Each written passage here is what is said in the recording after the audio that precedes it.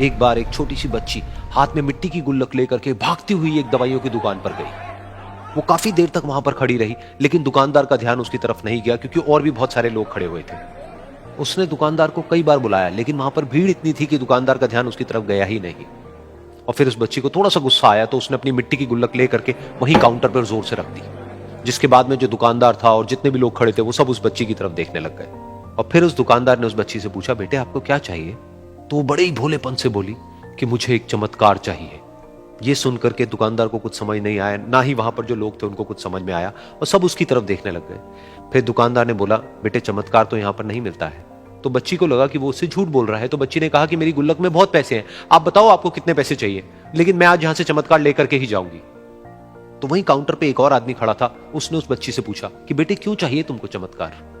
तब उस बच्ची ने अपनी कहानी बताई कि अभी कुछ दिन पहले मेरे भाई के सर में बहुत तेज दर्द हुआ, तो मेरे पापा मम्मी उसको हॉस्पिटल ले गए। उसके बाद कई दिन तक मेरा भाई घर नहीं आया। तो मैंने कई बार अपने पापा से पूछा, लेकिन उन्होंने मुझे कुछ नहीं बताया। उन्होंने बार बार यही कहा कि वो आ जाएगा, वो कल आ जाएगा, वो कल आ जाएगा, लेकिन वो आ ही नहीं रहा था।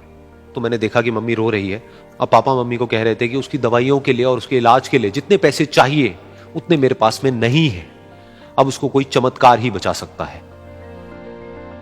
तब मुझे लगा कि अगर मेरे पापा के पास में इतने पैसे नहीं भी हैं तो क्या हुआ, मेरे पास में तो है। तो मैंने जितने भी पैसे जोड़ रखे हैं वो सारे लेकर के मैं इस दवाई की दुकान पर आई।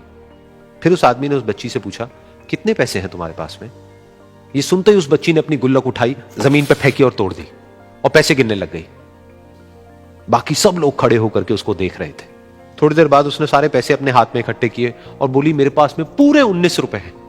वो जो आदमी वहां पर खड़ा था वो थोड़ा सा मुस्कुराया और बोला कि अरे तुम्हारे पास में तो पूरे पैसे हैं, इतने का ही तो आता है चमत्कार।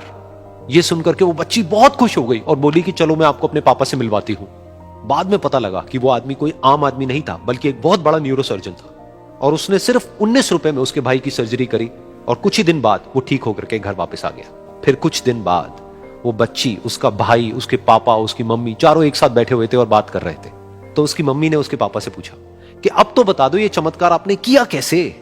तो उन्होंने अपनी बेटी की तरफ देखा और बोले, ये चमत्कार मैंने नहीं, इसने किया है।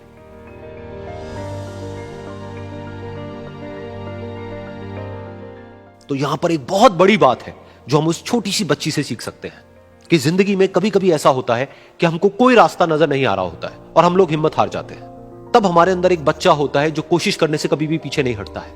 वो हार मानने को तैयार नहीं होता है क्योंकि उसको ना शब्द समझ नहीं आता है।